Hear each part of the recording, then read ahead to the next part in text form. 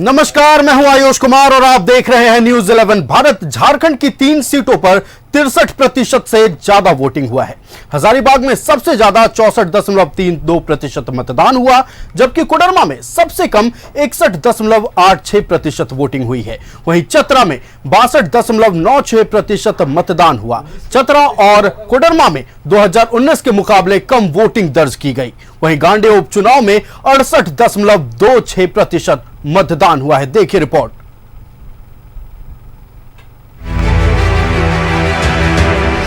झारखंड की 3 सीटों पर मतदान संपन्न। चतरा, हजारीबाग और कोडरमा में वोटिंग। गांडे उपचुनाव के लिए भी डाले गए वोट। अब नतीजे के लिए 4 जून का इंतजार। लोकसभा चुनाव के 5वें चरण में झारखंड की 3 सीटों पर वोट डाले गए। चतरा, कोडरमा और हजारीबाग में वोटिंग को लेकर लोगों में उत्साह देखा गया। युवा वोटर के साथ महिला और बुजुर्ग मतदाताओं ने बढ़ चढ़कर लोकतंत्र के इस महापर्व में हिस्सा लिया।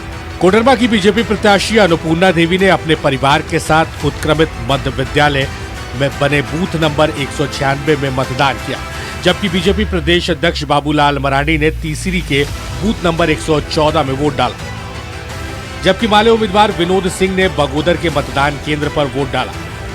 वहीं कोडरमा की बीजेपी विधायक नीरा यादव ने अपने बूथ पर वोट डाला। 14 के 14 सीट और गांडे एक विधानसभा का उपचुनाव है, वो भी भारतीय जनता पार्टी। न उनके पास नीति है, न नियत है और न ही नेता है। आज वो नीचे से बिल्कुल खत्म हो चुके हैं, जमीन पे कहीं नहीं है, इसलिए वो अनर्गल प्रलाप कर रहे हैं। और आप देख रहे होंगे एक के बाद एक कुछ से कुछ वो बयानबाजी कर रहे हैं। तो देश की जनता जानती है, देश की जनता का भरोसा देश के प्रधानमंत्री। चुनाव लोग जनता अपनी लड़ाई बना लेती है, अपने मुद्दा बना लेती है, तो जाहिर सी बात है उसके बाद सारी चीजें औपचारिकताएं रह जाती है। और कोडरमा लोकसभा चुनाव, चाहे बरकट्ठा विधानसभा हो, चाहे कोडरमा हो, चाहे बगोदर, धनबाद, जमुआ या गांडे हो, लोगों ने अपनी आकांक्षा की लड़ाई, अपनी उम्मीदों की लड़ाई, जो ठगे गए लोग, जो छले गए हैं, उसके खिलाफ बना ली है और उन लोगों ने अपनी चुनौती बना ली है। सब जगह से हम ले रहे हैं और बहुत अच्छे परसेंटेज में वोट जा रहा है। ग्रामीण में ज्यादा उत्साह है। ग्रामीण हमारी माताएं बहनें काफी लंबी लाइन लग करके भी देने के लिए तैयार। इधर हजारीबाग के बीजेपी प्रत्याशी मनीष जायसवाल ने अपने पूरे परिवार के साथ मतदान किया, जबकि कांग्रेस उम्मीदवार जेपी पटेल ने भी मतदान किया। वहीं कांग्रेस विधायक अंबा प्रसाद ने भी अपने मताधिकार का इस्तेमाल किया, जबकि सांसद और गिरिडीह से आजसू उम्मीदवार चंद्रप्रकाश चौधरी ने रामगढ़ के रजरप्पा में वोट डाला। भारतीय जनता पार्टी का ये सीट रहा है और भारतीय जनता पार्टी यहाँ से जीतेगी। मैं एक भारतीय जनता पार्टी का सिंबल का बियरर हूँ इस बार। आप ये कहें कि सभी लोगों ने वोट जो है 543 सीट पर मोदी जी को दिया है, मोदी जी को दिया है और मोदी जी को ही ये सारा मत पड़ रहा है। हम लोग सब उस सिंबल के करियर हैं जो कि इस देश के निर्माण में मदद करेंगे। 4 तारीख का आपको इसका नतीजा सामने आ जाएगा कि जनता क्या चाह रही है। तो जीत के लिए कितने आश्वस्त हैं? पूरी तरह 4 तारीख को पता चलेगा, जब ये बैलेट बॉक्स सब खुलेगा तो रिजल्ट पता चलेगा। हम लोग तो पॉजिटिव हैं, क्योंकि सारा रुझान हम लोग को जो देखने को मिल रहा था, क्योंकि बेरोजगारी एक सबसे बड़ा मुद्दा रहा है, महंगाई सबसे बड़ा मुद्दा रहा है, तो लोग इन सब चीज़ों से तो बहुत परेशान रहे हैं, तो इसका तो असर देखने को मिलेगा। चतरा में भी वोटर्स में जबरदस्त उत्साह देखने को मिला। कड़ी सुरक्षा के बीच नक्सल प्रभावित इलाकों में वोट डाले गए। बीजेपी प्रत्याशी कालीचरण सिंह ने चतरा में वोट डाला, जबकि मंत्री सत्यानंद भोक्ता ने भी मतदान किया। वहीं जेएमएम विधायक बैजनाथ राम ने लातेहार में वोट डाला।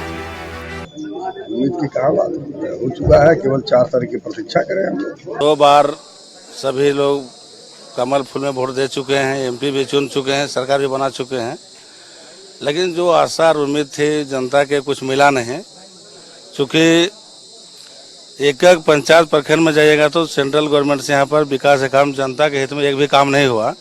जो भी विकास दिखाई दे रहा है, चाहे आपको राशन कार्ड की बात हो, चाहे वृद्धा पेंशन हो, विधवा पेंशन हो, सब झारखंड सरकार ने दे रही है। इसलिए सभी का मूड है कि बदलाव करना है, परिवर्तन करना है। 4 जून को दिखाई पड़ेगा कि जनता के मन में क्या है। बहुत जगह दिखाई पड़ रहा है और गांव में खासा उत्साह है लोगों में, और ये बताता है कि परिवर्तन की एक लहर चल रही है। गांडे उपचुनाव को लेकर भी वोट डाले गए। 5वें चरण के चुनाव के दौरान झारखंड में कहीं भी कोई अप्रिय घटना की सूचना नहीं है। शांतिपूर्ण मतदान संपन्न हुआ। मतदान के लिए सभी प्रत्याशियों ने अपनी अपनी जीत का दावा किया, लेकिन किसके दावों में कितना दम है ये तो 4 जून को ही पता चलेगा, जब वोटों की गिनती होगी और नतीजा सामने आएगा। Bureau report, news 11 Bharat. तीन लोकसभा सीट और गांडे विधानसभा उपचुनाव में उतरे प्रत्याशियों के भाग्य का फैसला ईवीएम में कैद हो गया है। ठीक ठाक वोटिंग रही, शांतिपूर्ण माहौल में मतदान संपन्न हुआ है। आज की वोटिंग किस ओर जा रही है, किस पार्टी को लग रहा है कि आज जनता ने किसे आशीर्वाद दिया, इस पर चर्चा करने के लिए और भी बातचीत करने के लिए हमारे साथ हमारा पैनल जुड़ चुका है। सबसे पहले अपने पैनल से परिचय करवा दे। बीजेपी से प्रदेश प्रवक्ता प्रतुल शाहदेव हमारे साथ जुड़ चुके हैं। आजसू से विजय साहू जी हमारे साथ जुड़ चुके हैं। जेएमएम से धीरज दुबे हमारे साथ जुड़ चुके हैं और नदीम खान भाकपा माले से जुड़ चुके हैं। राजेश सिन्हा उर्फ सनी हमारे साथ जुड़ चुके हैं कांग्रेस से। हम सबसे पहले बीजेपी का रुख करेंगे। प्रतुल शाहदेव जी, ठीक ठाक वोटिंग रही, जैसे उम्मीद जताई जा रही थी वैसी वोटिंग रही है। 3 लोकसभा सीट, जहां पिछली बार 2019 लोकसभा चुनाव में आपके प्रत्याशी यानी बीजेपी के प्रत्याशियों की बंपर जीत हुई थी, बहुत भारी मार्जिन से प्रत्याशियों ने जीत हासिल किया था। इस बार के वोटिंग परसेंटेज किस ओर इशारा कर रहे हैं? क्या आप दावा कर रहे हैं इस बार पार्टी जीत रही है वहां से? देखिए, सबसे पहले मैं आपके चैनल के माध्यम से धन्यवाद देना चाहूँगा जो प्रशासनिक तैयारी थी, क्योंकि झारखंड में लगातार अब देखें चुनाव संपन्न हो रहा है। ये सब घोर नक्सलवाद एरियाज थे, किसी समय नक्सलियों का गढ़ था। अब पहले फेज में भी इसी तरीके का हुआ झारखंड में, तो कोई एक छोटी सी भी अप्रिय नक्सली वारदात का नहीं होना ये दिखा रहा है कि केंद्रीय गृह मंत्रालय और राज्य के गृह मंत्रालय ने मुकम्मल तैयारियां की थी, क्योंकि इलेक्शन एक बार मॉडल कोड ऑफ कंडक्ट लगने के बाद पूरे एडमिनिस्ट्रेशन की जिम्मेवारी जो है वो मंत्रालय और चुनाव आयोग पे भी हो जाती है। तो चुनाव आयोग का भी साधुवाद साहब में तो अक्सर हम घटनाएं सुना करते थे पहले के दिन में कि पोलिंग पार्टी लौट रही है, लैंड माइन ब्लास्ट हो गया या घात लगाकर हमला किया गया, सुरक्षा बलों की शहादत हुआ करती थी। तो इस बार जो इंसिडेंट फ्री पोलिंग रहा है इस फेज में भी, और कुछ तो सच में वाकई बहुत खतरनाक नक्सली एरियाज थे, खास करके जो हजारीबाग और चतरा का इलाका है, बहुत कुछ दूर एरिया थे। कोडरमा का भी कुछ कुछ बहुत दूर एरिया है। और ये जो वोटिंग परसेंटेज है, मुझे लगता है बहुत सारे पोलिंग पार्टीज होती हैं, आपने पिछले बार भी तस्वीरें देखी थी, उनको एयर लिफ्ट किया जाता है दूसरे दिन सुबह, क्योंकि शाम हो जाने के बाद ना तो हेलीकॉप्टर उन इलाकों में लैंड कर सकता है, ना ही उनका पैदल या वाहनों से लौटना सुरक्षित रहता है।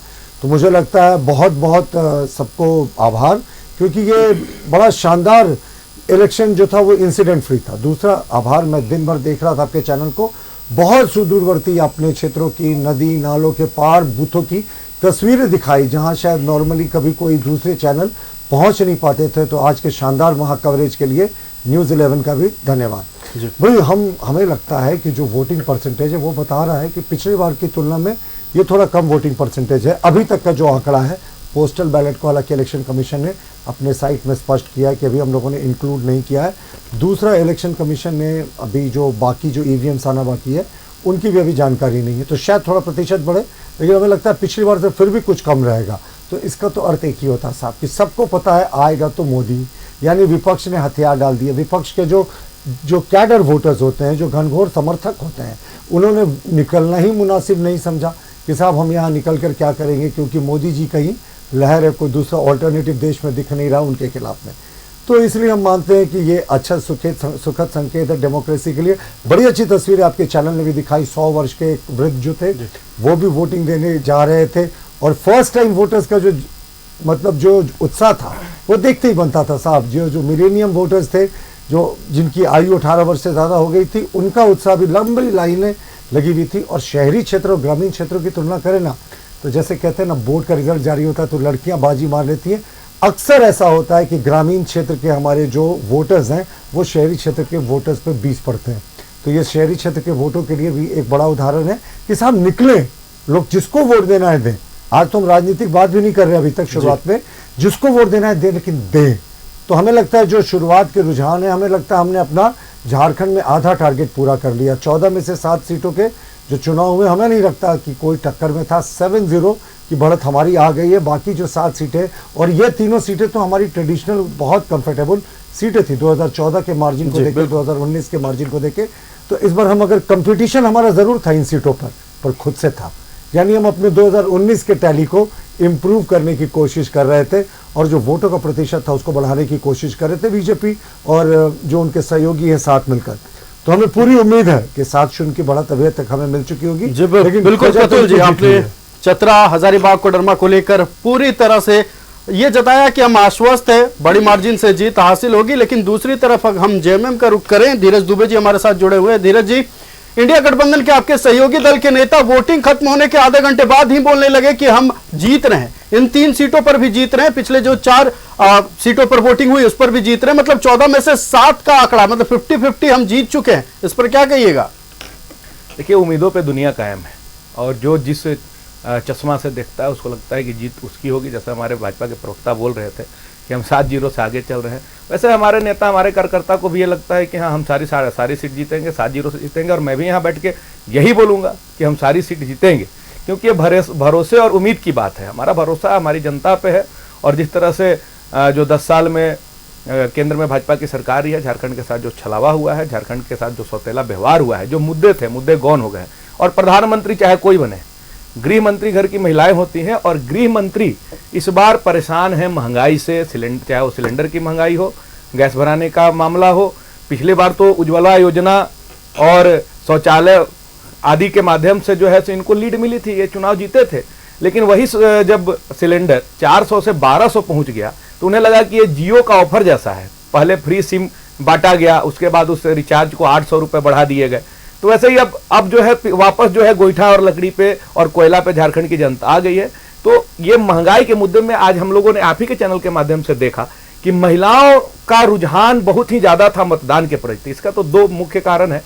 एक कि हमारे झारखंड बिहार में 54 में से 51 सीट भाजपा को देने के बावजूद भी पलायन की समस्या बनी हुई है। लोग बाहर जाकर रोजगार और नौकरी ढूंढ रहे हैं, क्योंकि हमारे यहाँ इस 10 साल में उद्योग और धंधा स्थापित नहीं हो रहे हैं।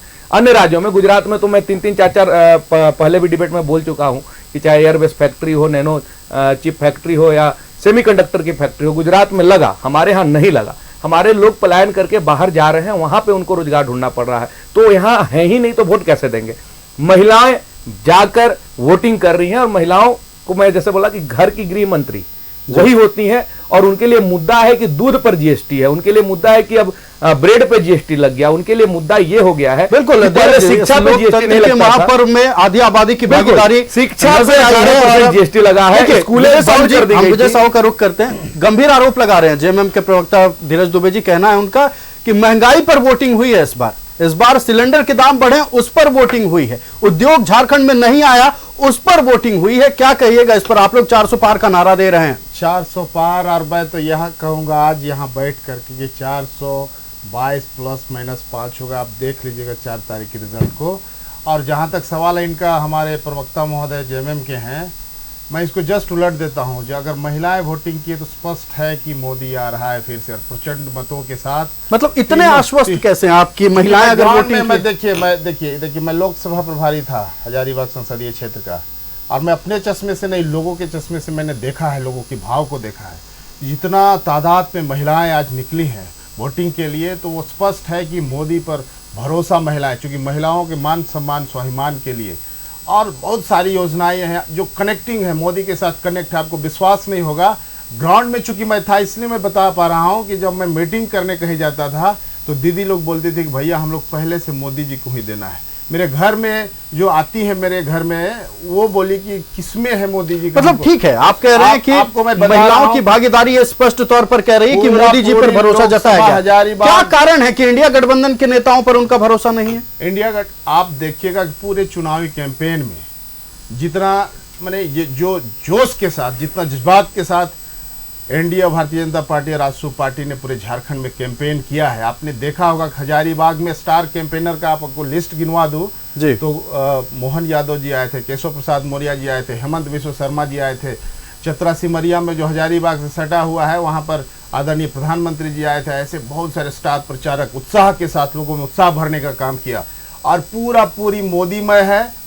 और जो भाव रहा है और ये लोग जो नैरेटिव सेट कर रहा था, उस नैरेटिव में ये लोग फेल हो गए। और टोटल वोटिंग, अभी आप मेरा बूथ का बात करेंगे, 3 बूथ है, 2100 पोलिंग हुआ है, 2100 में 1800 वोट मोदी जी के नाम पर पड़ा। ये मेरे लिए भी अविश्वसनीय था कि ये माहौल मैंने देखने के बाद लगा कि पूरी, और मैंने घूमा, सभी बूथों पर घूमा। आपको बता दे रहा हूं कि हजारीबाग संसदीय क्षेत्र में मनीष जायसवाल जी पिछला रिकॉर्ड, जैसे कि हमारे प्रतुल जी ने कहा कि पिछला रिकॉर्ड हम लोग तोड़ेंगे और 5 लाख से भी अधिक अंतर से जीतेंगे। जी बिल्कुल विजय जी, देखिए हमारे साथ मोहन कर्मकार जेएमएम के नेता जुड़ चुके हैं, हम उनका रुख करेंगे।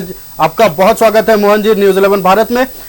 आजसू ने गंभीर आरोप लगाए हैं, कहना है इनका कि महिलाओं को भरोसा नहीं हो रहा है, या जेएमएम हो या कांग्रेस हो या फिर इंडिया गठबंधन के नेताओं पर या फिर उन पार्टियों से जुड़े नेताओं पर। इनका कहना है कि महिलाओं ने जो भागीदारी दिखाई है वो पूरी तरह से बीजेपी के पक्ष में जा रहा है। बीते कुछ महीनों की बात कर ले, झारखंड में कुछ वारदात ऐसे हुए कि जाहिर सी बात है कानून व्यवस्था को लेकर, महिला सुरक्षा को लेकर सवाल खड़े हुए हैं। सवाल का जवाब आप कैसे दीजिएगा? देखिए सीधी सी बात है, भाजपा मुद्दों पर बात नहीं करती है। जिस मुद्दों को लेकर के केंद्र में वो सत्ता पर आई थी, आज उस पर वो बात करना नहीं चाहते हैं। और किस तरह से वो देश की जनता को ठगा है, कैसे उसका विश्वास पर एक प्रकार से विश्वासघात किया है, ये भाजपा को जान चुके हैं देश की जनता ने। और जितना ये जो बड़ा आज सपना दिखा रहा है, जिस तरीके से बात कर रहे हैं जनता के बीच में जा करके, इस चुनाव में इसकी एक भी चलने वाली नहीं है। चाहे महिला सुरक्षा की बात को लेकर के हो, रोजगार की बात को लेकर के हो, औद्योगिकरण की बात को लेकर हो, या किसी तरह की बात की लो, ये तो इसका प्रवक्ता यहाँ बैठ करके ये सारी चीजों को कर रहे हैं। लेकिन इसके जब भी देश के प्रधानमंत्री हो, गृह मंत्री हो, इसके जो भी राष्ट्रीय स्तर के नेता आते हैं, आप उनके वक्तव्य को देख लीजिए, वो किन बातों को करते हैं। फिर अभी कुछ दिन पहले हमारे, ये 2 दिन पहले अभी हमारे जमशेदपुर में आए थे घाटशिला में, और घाटशिला के मऊ भंडार में वहां की खदानें, वहां के सब कुछ बंद हो चुका है, मजदूर वहां पर बेरोजगार हो चुके हैं, लोगों को रोजगार नहीं मिल रहा। उस विषय पर एक भी बात नहीं किए, केवल एक ही बात रहा कि यहां पर कोई उद्योग नहीं लग रहा है। कांग्रेस और जेएमएम के लोग उद्योगपति से ये लोग रंगदारी वसूलते हैं, लेकिन कौन रंगदारी वसूला है ये किसी से छिपा हुआ नहीं है। इलेक्ट्रॉनिक बॉन्ड के नाम से किन व्यक्तियों से चंदा लिया है, कौन उद्योगपतियों से ये लोग डोनेशन लिया है, ये सारी चीजें एक प्रकार से आज उजागर हो चुकी है। इसलिए आज इसको जनता के बीच में किसी भी तरह का, बीजेपी वाले आरोप लगा रहे हैं कि केंद्र सरकार यहाँ उद्योग लाना चाहती है, क्लियरेंस राज्य सरकार की ओर से नहीं मिल रहा है। आयुष, जेएमएम के 2 प्रवक्ता एक साथ बैठे, ये हमने कभी नहीं देखा डिबेट में। सरकार थी रघुवर दास यहाँ के धीरज दुबे जी बैठे थे, तो ऐसा होता तो हमारी भी पार्टी के प्रवक्ता को मोमेंटो झारखंड यहाँ पर झारखंड में किए, क्या एक भी कोई उद्योग झारखंड में लगा? क्या भाजपा प्रवक्ता बता सकते हैं? मोमेंटो झारखंड ये लोग किए, मोमेंटो झारखंड के नाम से करोड़ों रुपया ये लोग उड़ा दिए, लेकिन एक भी उद्योग झारखंड में नहीं लगा। और आज ये उद्योग की बात कर रहे हैं, आज किस मुंह से उद्योग की बात कर रहे हैं? ये लोग तो झारखंड के खनिज संपदा को भी लूट लिया, ये लोग उद्योग भी यहाँ लगने नहीं दिया। हवाई अड्डे की ये बात कर रहे हैं कि धालबुमगढ़ में नया एयरपोर्ट बनाने की बात इन लोगों ने किया। देश के प्रधानमंत्री ने यह सवाल खड़ा किया, क्योंकि उस समय भी डबल इंजन की यहाँ सरकार थी, और ये फॉरेस्ट का क्लियरेंस इन लोग को लेना है। आज भी फॉरेस्ट का क्लियरेंस के चलते सारा चीज रुका हुआ है, और फॉरेस्ट केंद्र सरकार के अधीन आता है। एक टेबल पर मुख्यमंत्री या केंद्र सरकार चाहेगे तो ये आरोप तो आप पर भी है कि लैंड क्लियरेंस आप लोगों की ओर से भी नहीं मिल रहा है, लेकिन क्यों? आरोप तो आप पर है कि आप लैंड क्लियरेंस नहीं दे रहे हैं, इसलिए उद्योग नहीं आ पा रहे, एयरपोर्ट नहीं आ पाया। देखिए ये वन विभाग का काम है, ये फॉरेस्ट विभाग का, फॉरेस्ट विभाग सीधा केंद्र सरकार के अधीन आता है, और इसीलिए केंद्र सरकार को फॉरेस्ट, ये वही बात होगी, मतलब देखिए फॉरेस्ट आता है, चलिए ठीक है, लेकिन जमीन आप देंगे तब तो। आयुष, मैं एक लाइन बोल सकता हूं? जी बिल्कुल। फॉरेस्ट कंकरेंट लिस्ट में आता है, उनको बोले अपना ज्ञान ठीक कर ले, दोनों स्टेट और सेंटर के सब्जेक्ट। जी बिल्कुल। यहाँ वन मंत्री कैसे है फिर? तो ऐसा कैसे बोल रहे हैं? और जमीन की बात होगी तो जमीन को लेकर भी तो क्लियरेंस नहीं आ रहा है, और इस पर जब भी सवाल पूछा जाता है आप लोग मामले को भटका देते हैं। आप मेरी बात को सुन लीजिए, पहले मेरी बात को सुनिए, आपका बात हम सुने, मेरी बात को सुनिए, मेरी बात को सुनिए, हम जानकारी बता रहे हैं। बिल्कुल, देखिए हम इस मुद्दे पर चर्चा करेंगे। सुनिए, बिल्कुल, एयरपोर्ट नहीं आया, उद्योग नहीं आया, या फिर कानून व्यवस्था का क्या हाल है, तमाम मुद्दों पर चर्चा करें। शांतिपूर्ण माहौल में मतदान संपन्न हुआ। जनता के मुद्दों पर हम चर्चा करें, हमारे साथ हमारा पैनल बैठा हुआ, हमारे पैनल में जुड़ चुके हैं राजेश सिन्हा सनी, लेकिन हम सबसे पहले रुख करेंगे नदीम खान जी का, जो कि माले से हमारे साथ जुड़े हुए हैं। नदीम जी, आज बेहद खास दिन, आज कोडरमा में मतदान हुआ। विनोद सिंह को लेकर कहा जा रहा है कि उनके पक्ष में भी अच्छा खासा वोट पड़ा है, उनके पक्ष में भी मतदान अच्छा हुआ है, लेकिन पिछले बार के अगर रिजल्ट को देखा जाए तो यह नहीं कहा जा सकता कि राह आसान होने वाली है। अन्नपूर्णा देवी पूरी तरह से विनोद सिंह के लिए राह मुश्किल कर रही हैं। देखिए, पहले तो धन्यवाद आपका कि आपने 4 चरण में हम लोग को बुलाया, नहीं कि 5वें चरण में कम से कम झारखंड और देश जो है 5वें चरण के लिए इस्तकबाल के साथ आगे बढ़ा हुआ है, इसमें कोई दो मत है नहीं। दूसरा चीज़ ये है कि प्रतिशत जो है, ये बात जो हुआ है अच्छा हुआ है, थोड़ा और होना चाहिए था। ये चुनाव आयोग पर थोड़ा उस पर पहल करनी चाहिए थी कि इजाफा और होना चाहिए था, जिसकी उम्मीद लगी हुई थी। तो जो भी प्रतिशत है, उस प्रतिशत में भाकपा माले की उपस्थिति वहाँ आपको दिखेगी 4 जून को। दूसरा चीज़ ये है कि जो वहाँ की सिटिंग सांसद हैं, तो उनकी जो आवाम के बीच में उपस्थिति रही है, वो नगण्य की भूमिका में रही है, चाहे वो सवाल को लेकर के हो या योजनाओं को लाने का मामला हो। बल्कि यहाँ तक भी लोग आए कि इस बार अन्नपूर्णा देवी का, बल्कि यह कहा जाए कि देश भर में जैसा मोदी जी का लहर रहा था 14 और 19 में, इस बार कोई ऐसा जो है करिश्मा वाला काम नहीं होगा। झारखंड में इनके दोनों जो सिटिंग मिनिस्टर रहे हैं, इनकी हार होना लगभग तय है। और कोडरमा से विनोद सिंह का, चूंकि विनोद सिंह का राज्य ने जो है उनको विधानसभा के स्तर पर खूब अच्छे से देखा है। पार्टी से बाहर भी प्रवासी मजदूरों के बीच में उनका काफी अच्छा रहा है। कोडरमा में पलायन एक अहम मुद्दा रहा है, प्रवासी मजदूरों की बात आपने की और हमेशा से माले मजदूरों को लेकर बात करता आया है। तो हम आपसे ये सवाल पूछते हैं कि मतलब पलायन रुकने का नाम नहीं ले रहा, खास करके कोडरमा और गिरिडीह की अगर बात कर लें तो पलायन दिन प्रतिदिन बढ़ती जा रही है, इस पर क्या कहिएगा? नहीं, ये तो बात सही है, पलायन कोडरमा में है, पूरे झारखंड भर में है। तो ये एक ठोस नीति की आवश्यकता रही है जो नहीं बना है। अभी आप देख लीजिए, 2 टर्म का जो इलेक्शन 14 और 19 में हुआ, उसमें कई सारे वादे किए गए कई चीज़ों पर, और उसकी मोहर कब लग रही है? 2024 में गारंटी के तौर पर कि इस बार जो है गारंटी के साथ जो है मोदी जी आएंगे और काम को अंजाम देंगे। तो कई ऐसे पहलू हैं जिसकी वजह से कई बुनियादी काम नहीं हो पाए। अगर हम 14 के पहले की बात करें, यूपीए पार्ट 1 की, तो उसमें 2-3 बहुत मजबूत जो है देश में कानून देखा। पहले मनरेगा देखा, सूचना का अधिकार देखा, फिर आपका शिक्षा का अधिकार देखा। इस तरह से आगे बढ़ने का था। वो आपका रोजगार का अधिकार पर बात होता, स्वास्थ्य के अधिकार पर बात होता, पलायन को रोकने के लिए बात होता, जहां आप हैं वहीं रोजगार देने का बात होता। तो उससे इतर जा करके बहुत सा ऐसा पहलू आया जिसको 10 साल में जनता ने देख समझ करके ये मैंडेट तय कर लिया है कि मुझे किस रूप जाना है। और ये इलेक्शन जो है प्रेसिडेंशियल इलेक्शन नहीं है जी, आपका अमेरिका और यूरोप की तरह कि एक चेहरे को देख करके हम वोट दे रहे हैं। यहाँ जो डेमोक्रेसी है, जनतंत्र, वहाँ वो तय करता है। हम प्रतिनिधि को देख करके वोट देते हैं, ना कि पार्टी को। वो तय करते हैं कि हमारा नेतृत्व जो है कौन होगा। बिल्कुल, लोकतंत्र की तो यही खूबसूरती है कि कोई भी चुनाव लड़ सकता है और पार्टी पर, विचारधारा पर, काम पर, मुद्दों पर वोटिंग होती है। आप हमारे साथ बने रहिए। देखिए, हम रुक करेंगे जेएमएम प्रवक्ता मोहन कर्मकार जी का। एक आखिरी सवाल हम आपसे लेना चाहेंगे मोहन जी। देखिए, रोजगार को लेकर बात उठ रहा है, पलायन को लेकर बात हो रहा है। अक्सर यह आरोप आपकी ओर से भी लगाया जाता है केंद्र सरकार पर कि केंद्र सरकार ने रोजगार नहीं दिया है। केंद्र सरकार यानी बीजेपी के लोग आप पर आरोप लगाते हैं कि राज्य में आप लोगों ने रोजगार नहीं दिया। इस पर क्या कहिएगा?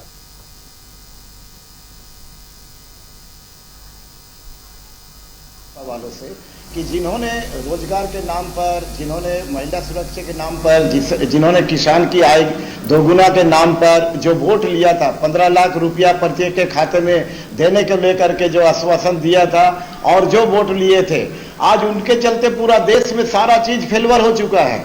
दूसरी बात है, जो झारखंड का कोलियारी का रॉयल्टी एक प्रकार से 1,35,000 करोड़ रुपया केंद्र सरकार के पास हमारा बकाया है। जब जब हम उस पैसा का मांग करते हैं केंद्र सरकार के पास, तब तक ईडी सीबीआई यहां पर भेज करके हमारी सरकार को अस्थिर करने का प्रयास करता है। सवाल तो रोजगार से जुड़ा था मोहन जी, सवाल रोजगार से जुड़ा था। आप ईडी सीबीआई कहां चले गए? हम मेरे बात जरा सुन लीजिए, वही बात पर हम आ रहे हैं। तो उसमें वहां डाल दिए, वो अगर पैसा रिलीज करता तो निश्चित तौर पर हम रोजगार के क्षेत्र में भी कई ऐसे योजनाएं ला करके यहाँ के लोगों का पलायन को हम रोक सकते थे। लेकिन ये सबसे बड़ी केंद्र सरकार की ये नेग्लिजेंसी है और जिसका कारण ये चीज हो रही है। दूसरी बार हम उस समय बात कर रहे थे जो आपका धालबुमगढ़ एयरपोर्ट की, उस पर भी हम थोड़ा सा सवाल पूछेंगे क्योंकि मेरा ऊपर आरोप लगा। क्योंकि वो देखिए जिस समय मुख्यमंत्री रघुवर दास जी थे और वहां पर आपने रोजगार पर कुछ नहीं कहा, रोकना चाहूंगा आपको, लेकिन आपने रोजगार पर कुछ नहीं कहा। आप पूरी तरह से मुद्दे को भटकाते नजर आए। कभी ईडी सीबीआई पर चले गए, कभी कोयले पर चले गए, आप कभी आप बकाया राशि पर चले गए, अभी आप एयरपोर्ट पर जा रहे। रोजगार पर भी कुछ कह दीजिए। यही चीज हम रोजगार पर बात कर रहे हैं। इसी चीज पर अगर हमको हमारा जो बकाया है यहाँ का पैसा, वो पैसा अगर हमको यहाँ समय पर देता तो निश्चित तौर पर हम उस क्षेत्र में भी योजना बना करके हम पलायन को रोक सकते थे, लोगों को रोजगार दे सकते हैं। और आज भी हमारा ये इस तरह का नीति बना करके हम आगे बढ़ रहे हैं, उसी समय हमको ये डिस्टर्ब कर रहे हैं, हमारी सरकार को अस्थिर कर रहा है। ये सारा चीज को देख रहा है, यही रोजगार। तो मतलब आप मान रहे हैं आपकी सरकार अस्थिर हो गई है? भाजपा वालों से पूछिए। आप तो ये कह रहे हैं कि सरकार अस्थिर हो रही है, तो सरकार अस्थिर हो गई है? हम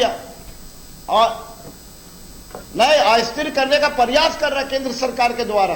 बार बार हमको इस तरह से परेशान किया जा रहा है, बार बार हमारे नेताओं को जेल में डालने का काम किया जा रहा है, राज्य के मुख्यमंत्री को जेल में डालने का काम किया, कोई अभी तक कोई ठोस एविडेंस अभी तक नहीं जमा। दिहाड़ी मजदूर जिसके ऊपर एफआईआर हुआ। तो आज झारखंड में दूसरे चरण का मतदान संपन्न हुआ है। ठीक ठाक वोटिंग हुई है, हालांकि वोटिंग प्रतिशत थोड़ा कम रहा। इसको लेकर भी तमाम बातें हो रही है, लेकिन हमारा पैनल इस वक्त बैठा हुआ है। हम चर्चा कर रहे हैं जनता के मुद्दों पर, आज की हुई वोटिंग पर। और हमारे साथ पैनल में जुड़ चुके हैं राजेश सिन्हा सनी। हम सबसे पहले उनका रुख करेंगे। कांग्रेस लगातार दावा कर रही है कि मतलब ये 3 सीटों पर जो चुनाव हुए हैं ये इंडिया गठबंधन के खाते में जा रहा है। पिछले बार की भी अगर चुनाव की बात कर लें, प्रदर्शन आप लोगों का कुछ खास नहीं रहा था, लेकिन इस बार भी आप दावा कर रहे हैं कि खास करके चतरा और हजारीबाग में आप जीत हासिल करेंगे। क्या कहिएगा?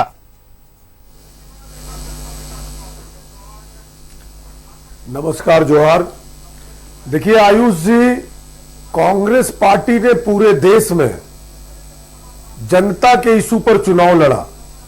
जो मुद्दे हैं, जिस प्रकार 10 वर्षों में लगातार देश के प्रधानमंत्री ने देश के नौजवानों को वादा किया रोजगार मुहैया कराने की, महंगाई कम करने की, और देश की जनता समझ चुकी थी कि इनके जो वादे थे ये वादे केवल वादा ही रह गया, जुमला ही रह गया, इन्होंने उस पर कोई भी इंप्लीमेंट नहीं किया जी। तो देश की जनता और खास तौर पे झारखंड की जनता चुनाव लड़ रही थी और उन्होंने चुनाव लड़ा।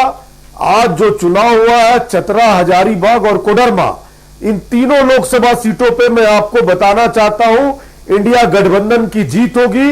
निश्चित तौर पे नौजवान परेशान है, आम जनता महंगाई की मार झेल रही है, इनके पास कोई एजेंडा नहीं था। भाजपा के लोगों ने जो वादा किया देश की जनता ने सुना, 2014 का वादा, 2019 का वादा, अब ये एक लाए हैं गारंटी। इसे भी चुनाव के बाद नहीं बोलेंगे लेकर आए हैं सदन में कि ये तो मेरा जुमला था, चुनावी जुमला था। तो गारंटी तो आप लेकर आए हैं, घोषणा पत्र में गारंटी का जिक्र तो आप लोगों ने भी कहा है। हमने मुद्दों आयुष जी, हमने 5 न्याय गारंटी मुद्दों पर दिया है। हमने 2 करोड़ रोजगार देने का वादा देश के नौजवानों से नहीं किया। 30 लाख जो सरकारी भर्तियां इन्होंने खाली रखा, रिक्त पड़ी हुई है केंद्र सरकार में, वो 30 लाख हम लोग पहला वादा किए हैं कि अगस्त में पहली कैबिनेट में हम देश के नौजवानों को, पढ़े लिखे शिक्षित नौजवानों को देने का काम करेंगे। हमने ये वादा नहीं किया कि 1000 रुपए का सिलेंडर को सीधे तौर पे 200 रुपए कर देंगे। इन्होंने एक वादा किया था जब 400 रुपए में सिलेंडर मिलता था तो उसको हम 200 रुपए कर देंगे।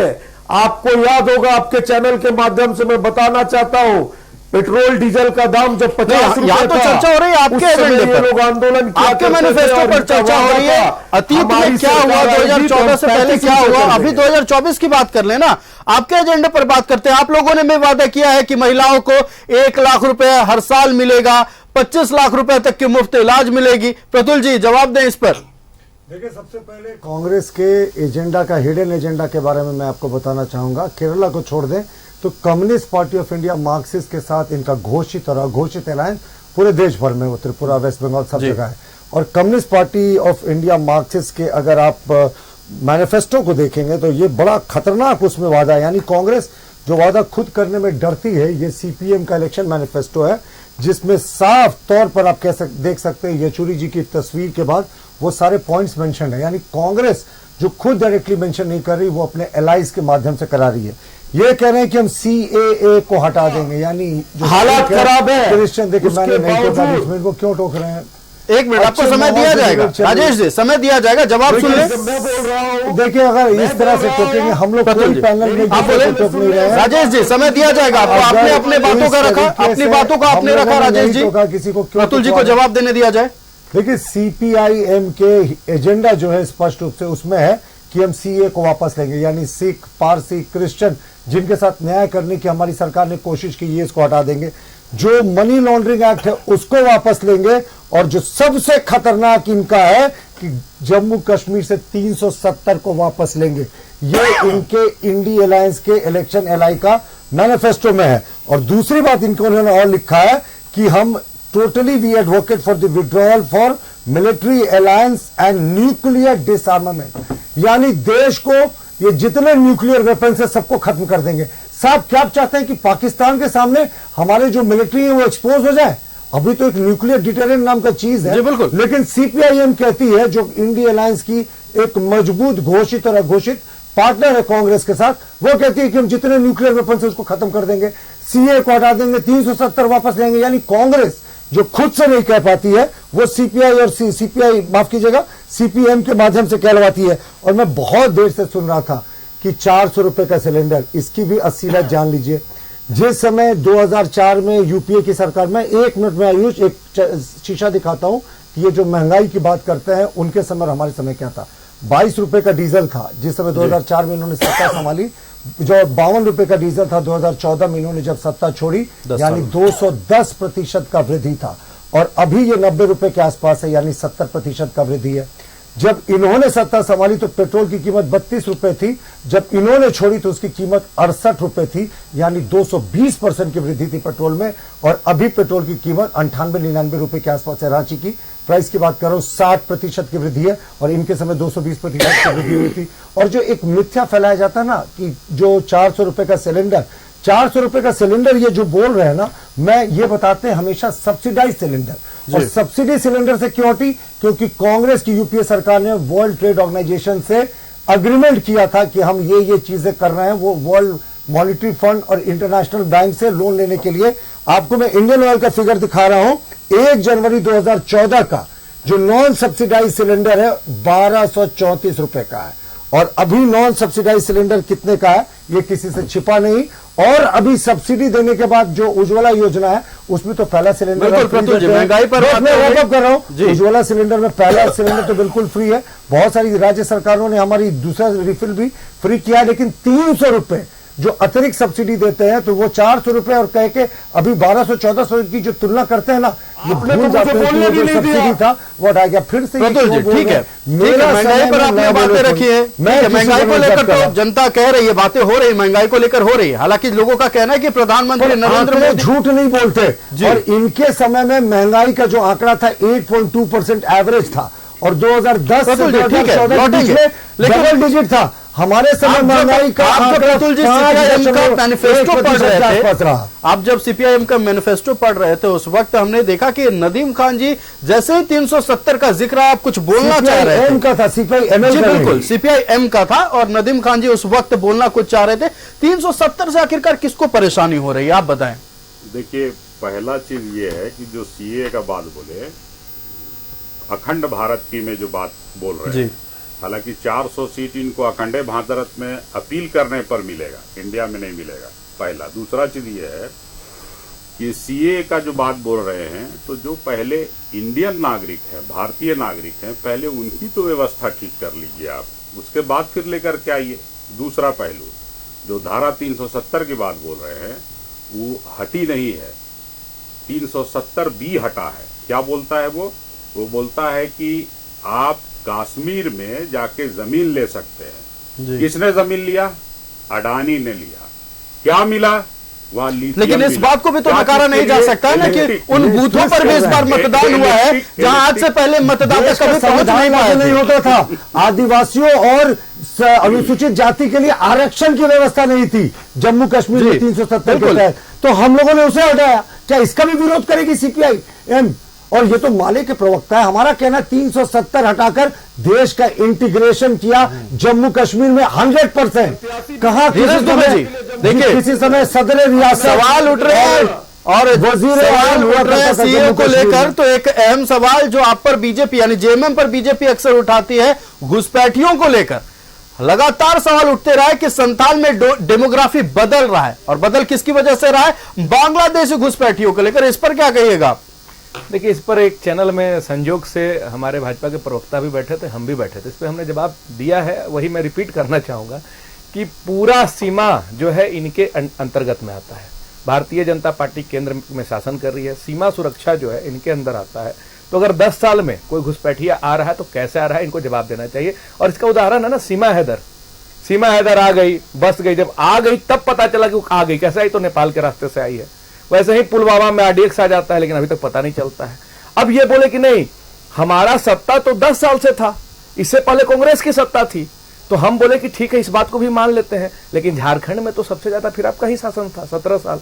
तो अगर 17 साल आपका शासन रहा और फिर भी घुसपैठिया आते गए, बसते गए, तो दोनों रूप में आप जिम्मेदार हैं। अगर झारखंड में सबसे ज्यादा शासन आप किए हैं और घुसपैठिया आ रहे हैं, तो आप जिम्मेदार हैं। तो आप जिम्मेदार में है, बीजेपी के सहयोगी दल हैं। सवाल बहुत बड़ा है, जवाब आप दे। सर देखिए, जब झारखंड राज्य अलग हुआ, माननीय बाबूलाल मरांडी जी मुख्यमंत्री हुए, उसके बाद आप देखते जाइए 2005 में पहली दफा जब चुनाव में जीत के आए, शिबू सोरेन जी मुख्यमंत्री बने, नहीं सस्टेन कर पाए, बहुमत सिद्ध नहीं कर पाए। फिर अर्जुन मुंडा जी की सरकार बनी, उसके बाद किसका सरकार बना? मधु कोड़ा का। कौन था उसमें? जेएमएम था, उसके समर्थन से, कांग्रेस के समर्थन से बना। उसके बाद आगे चल जाइए, फिर सरकार शिबू सोरेन जी को मुख्यमंत्री बनना था, फिर बन गए। कितने दिन के लिए? फिर तमाड़ चुनाव में हार गए। उसके बाद आप आइए, उसके बाद जब 2009 चुनाव हुआ, कौन मुख्यमंत्री बने? शिबू सोरेन जी बने।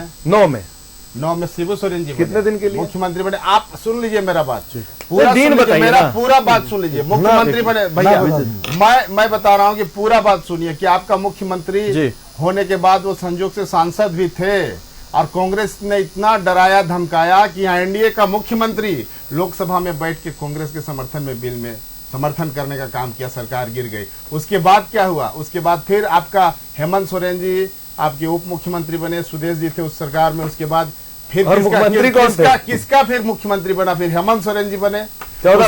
उसके बाद आप देख लीजिए 5 साल हम लोग रेगुलर सरकार चला, और ये भ्रष्ट सरकार 5 साल से चल रही है। काउंट करिए ना, हाथी उड़ाया, लोगों ने बदला, हाथी उड़ाया, कंबल घोटाला किया, मनरेगा घोटाला किया, आपने सवाल रखा, जवाब देने राज्यपाल बनाना पड़ा। ये भी बताइए ना जी को बोलिए कि ये बार-बार ये लोग बोलता है, इनका कोई प्रवक्ता बोलता है 20 साल से एनडीए का सरकार है, कोई बोलता है 17 साल से है। आप तो पूरी सरकार को। आपके जवाब में प्रतुल जी भी कुछ जोड़ना चाह रहे हैं, उनकी भी सुन। जी बिल्कुल। जेएमएम के प्रवक्ता जानना चाहते थे कितने दिन किसकी सरकार रही। 2-3-2023 से 2-3-2005 से 12-3-2005 शिबू सोरेन मुख्यमंत्री 10 दिन। 19 उपलब्ध है। मुझे बताने देखिए, आंकड़ा है कि 12 साल तक इनकी सरकार थी, सुनना नहीं चाहते हैं। 23 दिन का राष्ट्रपति शासन था कांग्रेस के शासनकाल में, और हेमंत सोरेन खुद उप मुख्यमंत्री थे 2 वर्ष से ज्यादा। शिबू सोरेन और जो इनके मधु कोड़ा की सरकार थी, इनके समर्थन से चलती थी, वो लगभग 2 वर्षों तक थी। और शिबू सोरेन जी के बारे में ये जो कहते हैं, शिबू सोरेन 145 दिन, 153 दिन और 10 दिन तक 3 कालखंड में मुख्यमंत्री थे। और हेमंत सोरेन पहली बार 1 साल 168 दिन और दूसरी बार 4 वर्षों तक थे और अभी पिछले 3.5 महीनों से कोई भी जाएगा झारखंड के मुख्यमंत्री का प्रोटोकॉल निकालेगा। आंकड़ों को लेकर हम बात करेंगे। आंकड़े उपलब्ध है, बिल्कुल 17 साल क्यों? विजय जी जो जवाब दे रहे थे, विजय जी ने जो जिक्र किया, बिल्कुल प्रतुल जी आपने डेटा बताया, डेटा के बारे में जानकारी सब लोगों को है। धीरज दुबे जी आप डेटा सामने रख रहे थे, इस पर जवाब दे रहे थे विजय जी। जी बिल्कुल है, उपलब्ध है, तो ये गलत बयानी क्यों? बिल्कुल जब ये गलत बयानी क्यों कि 16 साल हम लोग थे, 12.5 साल तो अब थे, हमने तो 12.5 साल बिल्कुल लौटेंगे। हम लगातार चर्चा कर रहे हैं, आज हुई वोटिंग को लेकर शांतिपूर्ण मतदान संपन्न हुआ है, लेकिन इस बार जो बात चिंताजनक है कि कई गांवों ने वोट बहिष्कार किया है। वोट बहिष्कार करने का मतलब नाराजगी है, सत्ता के दावेदारों से नाराजगी है, जो सत्ता पक्ष में है उनसे नाराजगी है। हम इस पर भी बात करेंगे। हमारे साथ कांग्रेस से जुड़े हुए हैं राजेश सिन्हा सनी। देखिए, आप लोग लगातार आरोप प्रत्यारोप लगाते रहते हैं, लेकिन उन लोगों का क्या दोष है जो परेशानी आज भी झेल रहे हैं? आप उतने सालों तक, 70 सालों तक आपकी सरकार रही, फिर बीजेपी की सरकार 10 सालों से है, लेकिन मजबूरन कुछ गांव के लोगों को वोट बहिष्कार तक करना पड़ा। इस पर क्या कहिएगा राजेश जी?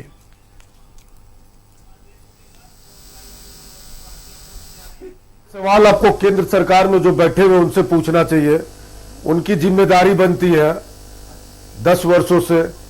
रही बात सीधे तौर पे मैं आपको बताना चाहता हूं कि जो ये चुनाव हुआ, पहले चरण में जब 4 लोकसभा सीट पे झारखंड में चुनाव हुआ और आज दूसरे चरण में जो कि 5वां चरण का लोकसभा का चुनाव है, उस पे 3 लोकसभा सीटों का चुनाव हुआ। 12 लोकसभा की सीट भारतीय जनता पार्टी को झारखंड की जनता ने जिता करके भेजने का काम को किया। ठीक है, हमने पहले भी बोला रोजगार देना, तो उसके विपरीत इन्होंने बेरोजगारी चरम सीमा पे पहुंचाया। झारखंड में एक रांची में एचईसी है, आपको जानकारी होगा, वो एचईसी के कर्मचारी एचईसी को लेकर तो अपना बीजेपी ने अपना पक्ष क्लियर कर लिया है। एचईसी को लेकर बीजेपी ने अपना पक्ष क्लियर कर लिया है कि तीसरी बार हमारी सरकार बनेगी, हम सारा मसला हल कर लेंगे एचईसी का। 2.5 सालों से क्यों नहीं मसला हल किया? 10 वर्षों से किसकी सरकार थी? फिर से जुमला देने का काम को ये कर रहे हैं। अमित शाह आएंगे बोलेंगे ये तो चुनावी जुमला था। देखिए, मुद्दा क्या है? मुद्दा है बेरोजगारी, मुद्दा है महंगाई, मुद्दा है पूरे देश में जिस तरह इन्होंने तानाशाही रवैया अपना करके सीधे तौर पे हम लोग बोलते हैं संविधान के लिए हम लोग चुनाव लड़ रहे हैं, संविधान बचाने के लिए चुनाव लड़ रहे हैं। कौन सा खतरा है संविधान को? बताएं राजेश जी, कौन सा खतरा है? क्या बीजेपी वाले ऐसा कर देंगे जो आप लोगों को डर सता रहा है? सुनिए मेरी बात को, सुनिए तो मेरी बात बिल्कुल बताना चाहता हूं आयुष जी। जिस प्रकार लास्ट आखिरी सदन चला लोकसभा का, उस सदन में इन्होंने एक कानून को पास करने के लिए 220 सांसदों को सस्पेंड करने का काम किया। यह सीधे तौर पे एक तरह से लोकतंत्र में काला धब्बा था। इसी को बोलते हैं हिटलर शाही नीति और संविधान खतरे में। 400 पार का नारा इन्होंने दिया था। प्रथम चरण का चुनाव होने के बाद नरेंद्र मोदी जी को याद आया, प्रधानमंत्री जी को, कि 2 भैंस है, 1 भैंस ले जाएगा। 400 पार का नारा दिया था। जब ये देखे पीछे जा रहे हैं, तब इनको मंगलसूत्र का आया याद। उसके बाद इनको अडानी अंबानी का याद। सवाल तो इस पर था ही नहीं। अंबानी कौन है? सवाल तो इस पर था ही नहीं। सवाल तो यह था कि जनता परेशान है। 70 सालों तक आप लोगों ने राज किया, 10 सालों से बीजेपी राज कर रही है, फिर भी जनता को वोट बहिष्कार करना पड़ रहा है। कहीं ना कहीं खामी तो है। को इन्होंने मरने के लिए दिल्ली में छोड़ दिया। किसान जब आंदोलन कर रहे थे तो कीले बिछवाया इन्होंने और अपने व्यापारी मित्रों का 16 लाख करोड़ रुपए माफ किया इन्होंने। देश की जनता देख रही है, आक्रोशित है। आपको मैं बताना चाहता हूं, ये कोई मोदी लहर नहीं है। पिछले बार जो उन्होंने सेंटीमेंट के साथ लोगों का खेलने का काम किया, अब तक नहीं बताते। जी के पास जाते हैं, जवाब ले लेते हैं। जी सवाल देखिए, लोकतंत्र में एक तस्वीर चिंताजनक ये है, ठीक है, शांतिपूर्ण माहौल में मतदान संपन्न हुआ है, ठीक है, लेकिन वोट बहिष्कार एक गांव के, अगर हम मान लिया जाए एक गांव में अगर 1000 लोग रहते हैं, 1000 मतदाताओं का वोट बहिष्कार, और इस तरह के कई गांवों के मतदाताओं ने वोट बहिष्कार किया है, क्या कहिएगा इस पर? देखिए, ये राजनीति से परे विषय है। बिल्कुल इस टॉपिक पर मैं जवाब दूंगा जो कांग्रेस के प्रवक्ता ने नहीं दिया। देखिए ये सच में चिंताजनक है, दुर्भाग्यपूर्ण है। अगर गांव के लोग इस सिस्टम से रुष्ट होकर वो मुख्य धारा में जो चुनाव होता है उसे जोड़ना नहीं चाहते हैं, तो ये पूरे पॉलिटिकल क्लास को चिंता करनी चाहिए और हम भी चिंता करेंगे और जरूर उन गांव के लोगों के पास जाएंगे, क्योंकि मतदान जो होता है लोकतंत्र के महापर्व का सबसे खूबसूरत पहलू होता है। उससे भी अगर लोगों ने नाराजगी जाहिर करके अपने को अलग रखा है तो ये दुखद है और इसको जरूर पूरे पॉलिटिकल क्लास को कटिंग अक्रॉस पार्टी लाइन इसको दूर करने की कोशिश करनी चाहिए। इन्होंने कहा संविधान खतरे में आ जाएगा अगर हम शासन में आएंगे। ये भूल जाते हैं, ये 200 सांसदों के सस्पेंड करने की बात कर रहे थे, पर जो उनका बिहेवियर था वो भूल गए। दूसरी बात, इन्होंने तो पूरे लोकसभा को सस्पेंड कर दिया था 1975 में इमरजेंसी लगा के। 1976 में लोकसभा के चुनाव ड्यू थे 1971 के बाद, तो उन्होंने इमरजेंसी लगाकर चुनाव नहीं होने दिया। समय की पाबंदी। प्रफुल्ल जी जवाब ले लेते हैं, आखिरी 30 सेकंड। धीरज जी इस पर क्या कहिएगा? बस यही बोलूंगा कि एक कहावत है कि कर्म प्रधान विश्व रचि राखा, जो जस करहि तो तत्फल चाखा। आज वोटिंग परसेंटेज अगर डाउन हो रही है तो कहीं ना कहीं एक अविश्वास जनता के बीच में बना है कि जो जीत के जा रहे हैं, यानी 12 सांसद अगर भाजपा के हैं, जीत के जा रहे हैं, अगर कुछ नहीं कर रहे हैं तो लोग वोट देना नहीं जाना चाहते हैं। दूसरी चीज है कि जो वादे किए गए 100 स्मार्ट सिटी का हो, गंगा सफाई का हो, पिंक रेवोल्यूशन से देश को मुक्त करेंगे, बीफ कंपनी से 250 करोड़ रुपए का चंदा ले लिए, कोविड शील्ड जो लगा, कोविड कोरोना वायरस के लिए जो एंटीडोज दिया गया उससे चंदा ले लिए गए, तो देश में एक नकारात्मक माहौल है और लोकतंत्र की बचाने की लड़ाई है। लोकतंत्र की बचाने की लड़ाई में ये तस्वीरें मन में डर बन गया है, राजनीति से परे जेल में अंग्रेजी शासन की तरह करने वाली बात है। एक आखिरी सवाल आपसे हम लेना चाहेंगे नदीम खान जी, बेरोजगारी को लेकर बातें हो गई, संविधान को लेकर बातें हो गई, जो अभी तमाम बातें चली, जो तमाम मुद्दों पर बातें हुई, लेकिन इनमें से सबसे अहम जो बात है वोट बहिष्कार का। लोकतंत्र में यह तस्वीर दिखनी ही नहीं चाहिए, क्या कहिएगा इस पर? ये बात तो सही है जो आप बात बोल रहे हैं। अव्वल तो ये है कि ये महापर्व है लोकतंत्र का, इसमें लोग जब बहिष्कार करते हैं तो कहीं ना कहीं जो सिटिंग रहते हैं सांसद या जो सत्तानशील जो लोग रहते हैं केंद्र में, उस पर होता है। क्योंकि ये चुनाव हो रहा है 18वीं लोकसभा का आम चुनाव, केंद्र का चुनाव हो रहा है, ना कि राज्य का। राज्य को बोलते हैं झारखंड का विधानसभा चुनाव। जी बिल्कुल, ये केंद्र का हो रहा है, तो कहीं ना कहीं ये उसी पर फोकस है। और दूसरा चीज ये है कि बहिष्कार का जो मामला आता है, इस पर चुनाव आयोग को भी फोकस करना चाहिए कि क्या हम लोग के माध्यम से हो सकता है। तीसरा पहलू ये है कि चुनाव आयोग को थोड़ा और पहल करनी चाहिए। जी बिल्कुल नदीम जी, आपका इस सवाल पर जवाब देने के लिए शुक्रिया। हमें एक आखिरी जवाब लेना चाहेंगे राजेश सिन्हा जी से। राजेश जी देखिए, पहलू की बातें हो गई, राजनीति की बातें हो गई, वोटिंग परसेंटेज को लेकर बातें हो गई, लेकिन आप लोगों ने जो गारंटी को लेकर तमाम बातें कही है उस पर भी एक आखिरी बात कह दें, आखिरी 30 सेकंड।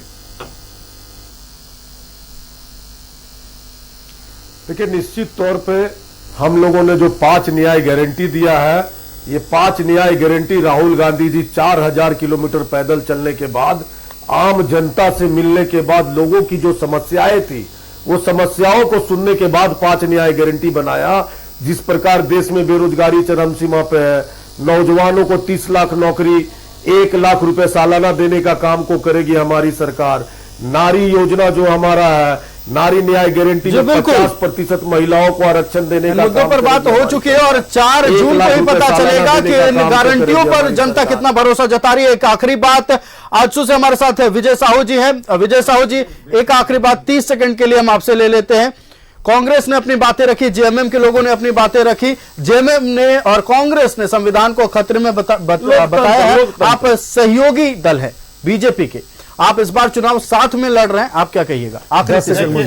देखिए, लोकतंत्र खतरे में ये लोग करके जो कॉकस बनाने का काम कर रहा है तो असफल प्रयास है। इस लोकतंत्र का सबसे बड़ा बेनिफिशियरी आज की डेट में कौन है? आदरणीय यशस्वी प्रधानमंत्री नरेंद्र मोदी, जो गांव से उठ करके एक आम परिवार से ये लोकतंत्र और संविधान का ताकत है कि प्राइम मिनिस्टर बने हैं देश का। उनसे लोकतंत्र को खतरा है, उनको वो क्यों लोकतंत्र को? जी बिल्कुल, समय की कमी है विजय जी, उसके साथ समय की कमी है बिल्कुल। एक आखिरी 10 सेकंड प्रतुल शाहदेव जी, आखिरी 10 सेकंड। देखिए, इलेक्ट्रल बॉन्ड की बात हुई थी तो ये बड़ी अजीब संयोग है कि जो ईडी और सीबीआई की रेड्स के बाद जिन कंपनियों ने इलेक्ट्रल बॉन्ड के जरिए कम जो पार्टियों को चंदा दिया, सिर्फ 37% चंदा बीजेपी और उसके अलायंस को मिला, ये सरकारी आंकड़े हैं, और 63% जो चंदा है वो विपक्षी दलों को मिला। तो ये कैसी जी बात? बिल्कुल, और प्रफुल्ल जी, ये इस पर जो भी बार-बार चर्चा होगी। न्यूज़ 11 भारत इस बार जो तमाम मुद्दे हैं उस पर चर्चा करते रहेगी। इस बार मुद्दे बेरोजगारी को लेकर है, इस बार मुद्दे पलायन को लेकर है।